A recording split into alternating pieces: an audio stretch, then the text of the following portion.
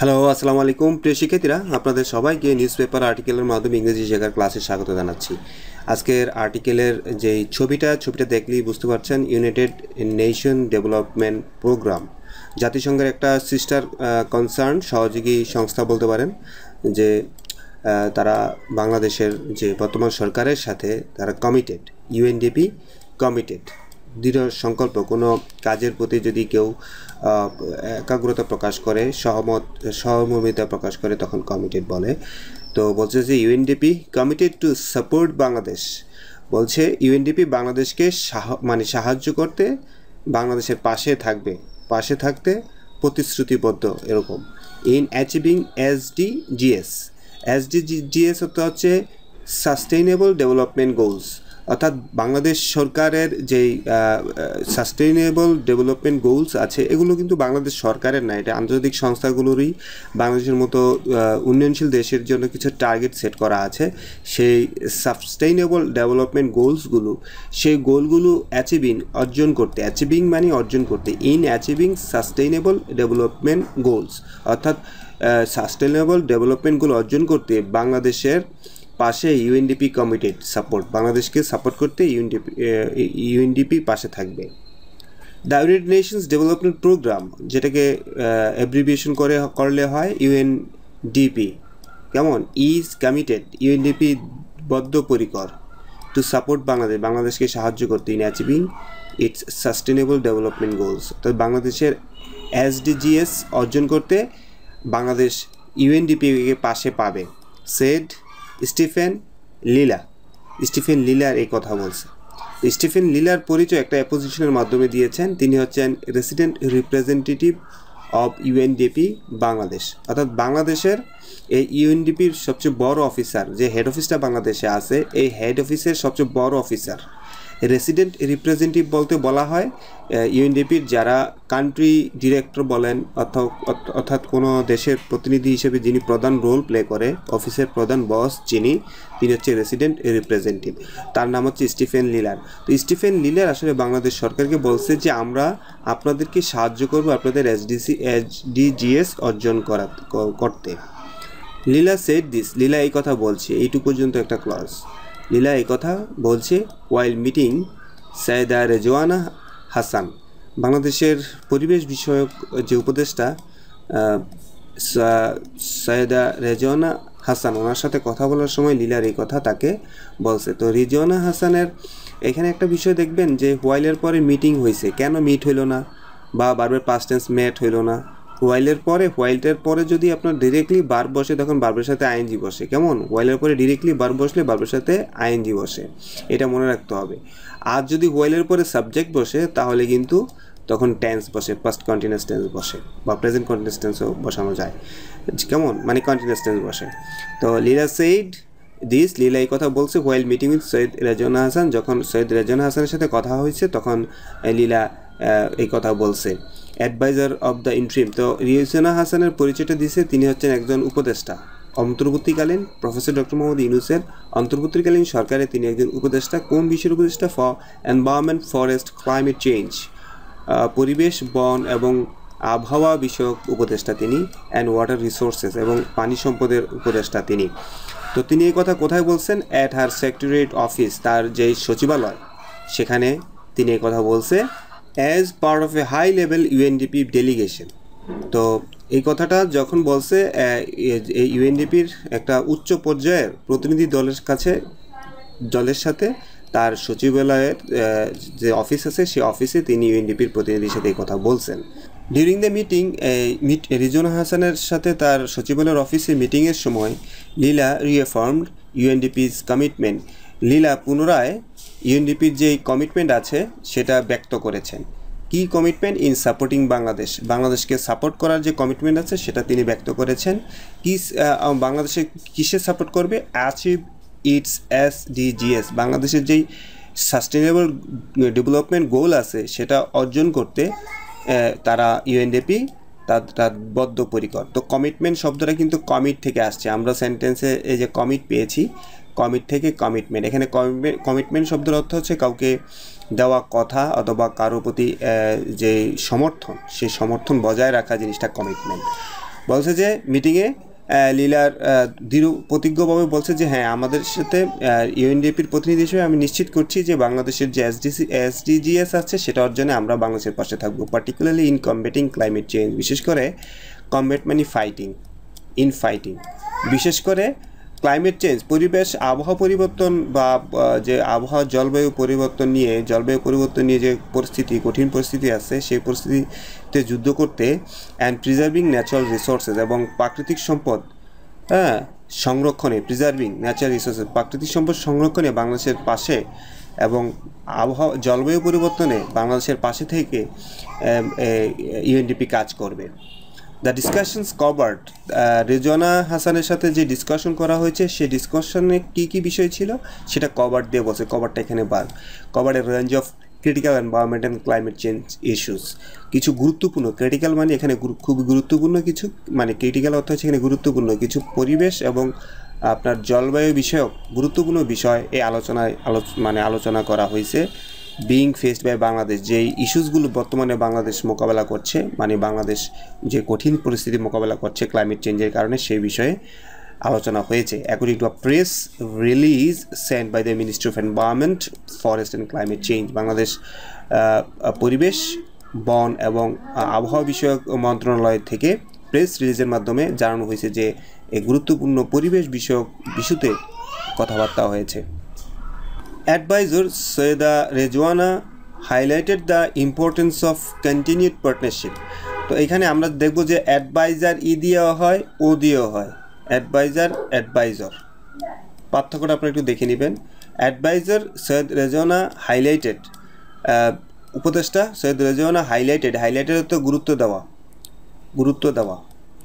তো the importance of continued partnership, অর্থাৎ রেজওয়ানা আমাদের উপদেষ্টা তিনি যে পার্টনারশিপ ইউএনডিপির সাথে বাংলাদেশের যে পার্টনারশিপ, সেই পার্টনারশিপ উপরে যে চলমান পার্টনারশিপ আছে সেটার উপরে গুরুত্ব দিয়েছেন। অ্যান্ড ইনোভেটিভ সলিউশন, এবং নতুন যে সমাধান, সেই সমাধান এর বিষয়ে জোর দিয়েছেন to address Bangladesh environmental challenges, বাংলাদেশের পরিবেশ বিষয়ক জলবায়ু বিষয়ক যে সমস্যা আছে সেই সমস্যা সমাধান করার জন্য নতুন পদ্ধতি এবং নতুন ইনোভেটিভ যে আইডিয়াস আছে সেগুলো মানে নিয়ে আগানোর ব্যক্ত করেছেন। অ্যান্ড এক্সপ্লোর নিউ অপরচুনিটিস, এবং তিনি আরও ব্যক্ত করেছেন যে আমরা আরও নতুন সম্ভাবনা তৈরি করব ফর কোলাবোরেশন, পারস্পরিক একে অপরের সহযোগিতার হাত বাড়িয়ে দিব। অ্যান্ড স্ট্রেংথেনিং, আমরা শক্তিশালী করব অনগোয়িং ইনিশিয়েটিভস, আমাদের চলমান যে উদ্যোগ আছে, দুই পক্ষের সাথে চলমান যে কাজগুলো চলছে সেগুলো আরও শক্তভাবে আমরা করব। এইমড অ্যাট, এবং যে কাজ আমাদের সব কিছুর উদ্দেশ্যই হচ্ছে প্রোটেক্টিং দ্য এনভায়রনমেন্ট, পরিবেশকে রক্ষা করা, and promoting sustainable development in the country, দেশে একটা টেকসই উন্নয়ন করব আমাদের দেশে। দ্য ডিসকাশন অলসো ইনক্লুডেড, ডিসকাশনের মধ্যে আরও ছিল ইনক্লুডেড এখানে ইস্যুস, এমন কিছু ইস্যুস ছিল সেচ এজ এনহ্যান্সিং কোলাবোরেশন, দ্বিপাক্ষিক যেই সহযোগিতা সেটা বৃদ্ধি করা, দুই পক্ষের সহযোগিতায় বৃদ্ধি করা নিয়ে বিভিন্ন বিষয় নিয়ে কথা হয়েছে আলোচনায় between Bangladesh government and UNDP, Bangladesh সরকার এবং ইউএনডিপির সাথে দ্বিপাক্ষিক সহযোগিতার বিভিন্ন বিষয় নিয়ে কথা হয়েছে। কী বিষয়ে সহযোগিতা হবে? অন সাস্টেনেবল এনভায়রনমেন্টাল ম্যানেজমেন্ট এবং টেকসই পরিবেশ বান্ধব যে ব্যবস্থাগুলো সেগুলো বিষয়ে কথা হয়েছে। ক্লাইমেট রেজিলেন্স বলতে বোঝাচ্ছে এই যে খারাপ জলবায়ু বলতে আমি যেটা বোঝাচ্ছি সেটা হচ্ছে এই যে বিরূপ যেই ন্যাচারাল ডিজাস্টার্সগুলো হচ্ছে, জলবায়ুর যে ব্যাপক পরিবর্তন হচ্ছে এর কারণে বাংলার যে ক্ষতি হচ্ছে সেই ক্ষতির যে রেজিলেন্স সেখানে টিকে থাকা বিষয়ে কথা হয়েছে। ক্লাইমেট চেঞ্জ অ্যাডাপ্টেশন, এবং এই আবহাওয়া জলবায়ু পরিবর্তনের পরবর্তীতে কিভাবে বাংলাদেশের মানুষ এই কঠিন সিচুয়েশনে খাপ খাইবে এগুলো নিয়ে আসলে কথা হয়েছে।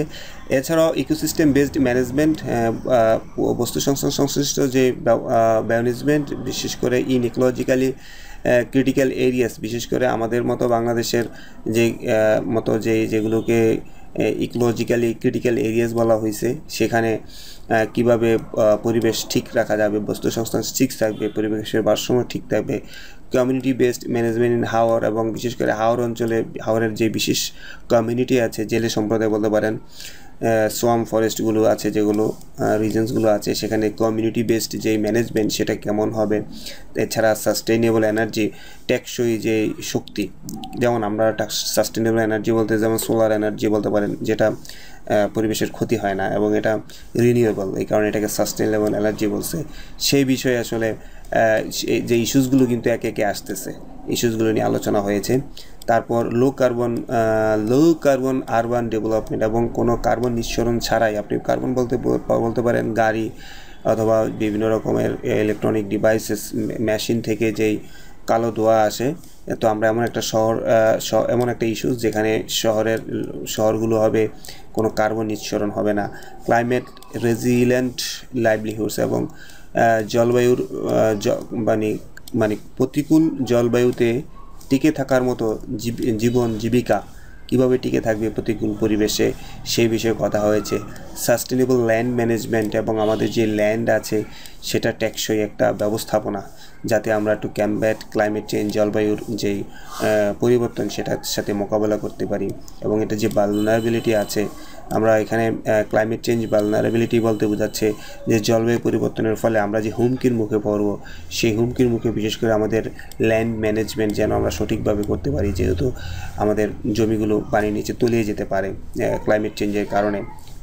দুই পুল, নর্থ পুল সাউথ পুলের বরফ গলে যাওয়ার কারণে, পৃথিবী দিন দিন গরম হওয়ার কারণে, তো আমরা ল্যান্ড ম্যানেজমেন্ট ভালনারেবিলিটি যাতে আমরা মোকাবেলা করতে পারি। And the reduction of hazardous chemicals, এবং আমরা কমিয়ে ফেলতে পারি আমাদের ফসল উৎপাদনে যে ক্ষতিকর কেমিক্যাল আছে, অথবা আমরা জীবন ইন্ডাস্ট্রিয়াল ওয়েস্ট ম্যানেজমেন্ট করতে গিয়ে আমাদের যে হ্যাজার্ডাস কেমিক্যালসগুলো আমাদের চলে আসে, সেইগুলো ম্যানেজমেন্ট কী হবে, এই সব ইস্যুসগুলো নিয়ে ডিসকাশন হয়েছিল আপনার দুই পক্ষের সাথে, বাংলাদেশ এবং ইউএনডিপির সাথে। এর আগে ফ্রেঞ্চ ডেলিগেশন, একটা ফরাসি প্রতিনিধি দল, যে প্রতিনিধি দলের সম্পর্কে একটা বারবার পাস্ট পার্টিসিপল অ্যাডজেক্টিভ ফ্রেজ দিয়ে আপনি বলবে লেড বাই মেরি মাসদুপি। যে প্রতিনিধি দলের প্রধান হচ্ছে মেরি মাসদুপি, যিনি হচ্ছে অ্যাম্বাসেডর অফ ফ্রেঞ্চ টু বাংলাদেশে অবস্থিত ফ্রান্সের একজন রাষ্ট্রদূত। তো তার প্রতিনিধিত্বে একটা প্রতিনিধি দল অলসো মেট, এখানে ফ্রেঞ্চ ডেলিগেশন টিম হচ্ছে সাবজেক্ট, আর এই যে লেড বাই মেরি মাসদুপি, এটা হচ্ছে adjective phrase, past participle adjective phrase, বারবার পাস্ট পার্টিসিপল অ্যাডজেক্টিভ ফ্রেজ। তো ফ্রেঞ্চ ডেলিগেশন অলসো মেট, তারাও সাক্ষাৎ করেছে সৈয়দ রেজওয়ানা হাসানের সাথে, অ্যান্ড ডিসকাসড, তারাও আলোচনা করেছে কোলাবোরেশন, সহযোগিতা নিয়ে আলোচনা করেছে। কোন কোন বিষয়ে সহযোগিতা?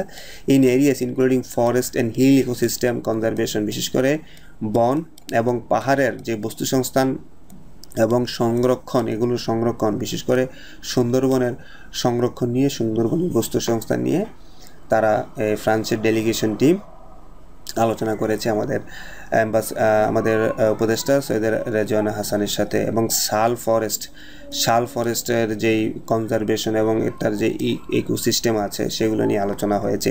তো শাল ফরেস্ট জিনিসটা যদি ছবি দেখেন, এগুলোকে এক প্রকারের শাল গাছ, যে বন, এগুলোর শাল ফরেস্ট বলে। বিস্তারিত একটু দেখে নেবেন। শাল ফরেস্ট বলছে forest type dominated by a single plant species, এক প্রকারের যেই গাছপালার প্রজাতি সেগুলো শাল ফরেস্ট বলে। বিশেষ করে এখানে শাল গাছ থাকে, যেটাকে বৈজ্ঞানিক নাম হচ্ছে এটা। তারপর আছে দ্য চিটাগং হিল ট্র্যাক্স, এবং চিটাগং হিল ট্র্যাক্স নিয়েও এগুলোর সংরক্ষণ নিয়ে, সুন্দরবন নিয়ে সংরক্ষণ নিয়ে, শাল ফরেস্টের সংরক্ষণ নিয়ে, এবং ট্রান্স বাউন্ডারি এয়ার পলিউশন। এবং এই আলোচনায় France delegation team trans boundary air pollution বলতে বোঝায়, যেমন ধরেন চীন কিন্তু আমাদের বাংলাদেশের চাইতে অনেক বলতে পারেন যে 3000-4000 গুণ বেশি ইন্ডাস্ট্রিয়াল একটা কান্ট্রি, ফর এক্সাম্পল। তো তারা আপনার এই যে তাদের ইন্ডাস্ট্রিগুলো রান হচ্ছে, তারা কিন্তু বাতাসে প্রচুর পরিমাণে কার্বন ডাইঅক্সাইড ছাড়ছে। তারা যে কার্বন ডাইঅক্সাইড ছাড়ছে, সেটার কারণে কিন্তু যে বাতাস, সেটা কিন্তু দূষিত হচ্ছে। সেই বাতাস কিন্তু আমরা পাচ্ছি, ট্রান্স বাউন্ডারি এয়ার পলিউশন বলে এটাকে। অন্য দেশের এয়ার পলিউশনের কারণে, পাশের দেশের এয়ার পলিউশনের কারণে আপনার দেশে আপনি যেই সাফার করছেন, যেমন বাংলাদেশে যে ক্লাইমেট চেঞ্জের কারণে ক্ষতির সম্মুখীন হচ্ছে, এবং জলবায়ু কনভেনশনে আপনার যে বাংলাদেশকে জরিমানা চাচ্ছে বাংলাদেশ, সেটা যে অনেক দেশ রাজি হচ্ছে, এটার কারণে এটা। আমরা কিন্তু ইন্ডাস্ট্রিয়াল কান্ট্রি না, কিন্তু অন্য দেশের ইন্ডাস্ট্রিয়ালাইজেশনের নেগেটিভ ইফেক্ট আমরা ফেস করছি। সৌদি আরব প্রচুর পরিমাণে তেল উত্তোলন করে, সেই তেল তিনি বিক্রি করে পৃথিবীব্যাপী সেই তেল জলে, মানে আমি গালফ কান্ট্রিগুলোর কথা বলতেছি। তো সেই তেল জলে তারা লাভবান হয়, কিন্তু সেটার নেগেটিভ ইফেক্ট আমরা পাচ্ছি। এগুলো কিন্তু এই কারণে সৌদি আরব এবং গালফ কান্ট্রিগুলো বলা হয়েছে যে আপনারা কার্বন ইমিশন জিরোতে নিয়ে আসার জন্য আপনাদের ধীরে ধীরে এই উৎপাদন বন্ধ করতে হবে। তারপর রিভার পলিউশন, ইন্ডাস্ট্রিয়াল পলিউশন, এই সবগুলো জিনিসই কিন্তু এই আলোচনা হয়েছে আপনার এই ফ্রান্স ডেলিগেশন টিমের সাথে আমাদের পরিবেশ উপদেষ্টার।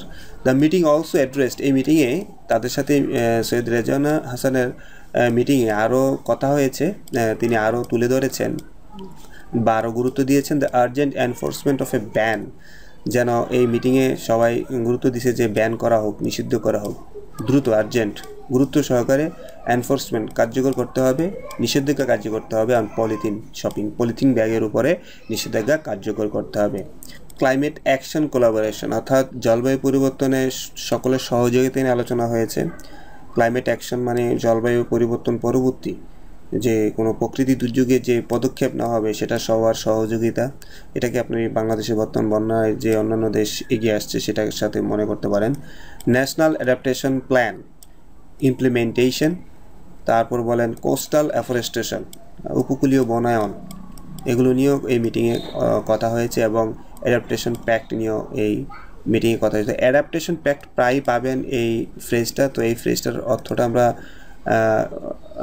চ্যাটজিপিটি বলছি হোয়াট ইজ অ্যাডাপ্টেশন প্যাক্ট। তো অ্যাডাপ্টেশন প্যাক্ট চ্যাটজিপিটি বলছে নোন অ্যাজ, এটার আরেকটা নাম হচ্ছে অ্যাডাপ্টেশন অ্যাকশন এজেন্ডা অথবা adaptation agenda is an international initiative, এটা একটা আন্তর্জাতিক পদক্ষেপ focused on enhancing global efforts to adapt to the impacts of climate change, যেটা জলবায়ু পরিবর্তনের খারাপ প্রভাব মোকাবেলা করার জন্য এই পদক্ষেপটা নেওয়া হয়, অ্যাডাপ্টেশন অ্যাকশন এজেন্ডা। তো আপনারা বিস্তারিত দেখে নেবেন। তো এই মিটিংয়ে আরও কী কী আলোচনা করা হয়েছে, গুরুত্ব সহকারে আলোচনা করা হয়েছে যেন অতি দ্রুত পলিথিন ব্যাগ যে শপিং ব্যাগ আছে সেগুলো নিষিদ্ধ করা হয় এবং জলবায়ু পরিবর্তনের কারণে সৃষ্ট যে ডিজাস্টার্সের যেন সবাই কোলাবোরেশন সহযোগিতা করে এবং দেশীয় একটা মানে অ্যাডাপ্টেশন প্ল্যান যেটাকে ন্যাপ বলে সেটা নিয়ে আলোচনা হয়, এগুলোর কার্যকর নিয়ে আলোচনা করা হয়, এগুলো কার্যকর নিয়ে। তারপর কোস্টাল অ্যাফরেস্টেশন এবং উপকূলীয় যে অ্যাফরেস্টেশন অর্থ আমরা জানি বনায়ন, উপকূলীয় বনায়ন নিয়ে আলোচনা করা হয় এবং যে অ্যাডাপ্টেশন প্যাক্ট, অ্যাডাপ্টেশন এজেন্ডা, এটা নিয়েও আলোচনা করা হয়।